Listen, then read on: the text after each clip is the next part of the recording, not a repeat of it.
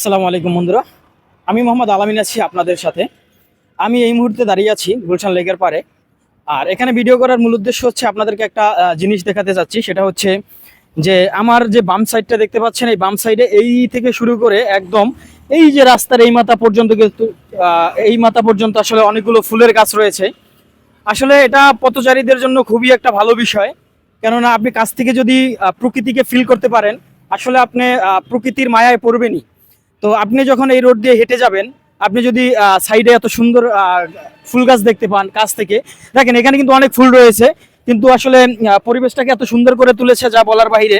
এখানে কাছ থেকে কিন্তু আমি ফুল ছিঁড়তে পারি, কিন্তু অনেক পথচারী আছে কিন্তু তারা আসলে চাইলে ফুলগুলো ছিঁড়তে পারে, কিন্তু সৌন্দর্য বাড়ানোর জন্য যে এই ফুল গাছগুলো এখানে রোপণ করা হয়েছে, অনেকেই এই বিষয়টাকে কদর করে বিধায় এখান থেকে ফুল ছিঁড়ে নেয় না।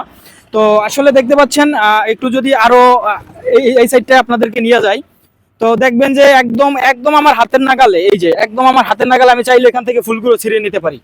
তো আসলে মানুষ যদি প্রকৃতির মায়ায় পড়ে, প্রেমে পড়ে, আসলে তারা প্রকৃতিকেই ভালোবাসে। তো প্রকৃতিকে রক্ষা করার দায়িত্ব হলো আমাদের সবার। তাই আমরা যেখানেই দেখবো যে সৌন্দর্যের জন্য কোনো কিছু রোপণ করা হয়েছে, কোনো গাছকে রোপণ করা হয়েছে, এই গাছগুলোকে আমরা নষ্ট যাতে না করি সেদিকে লক্ষ্য রাখবো। ধন্যবাদ।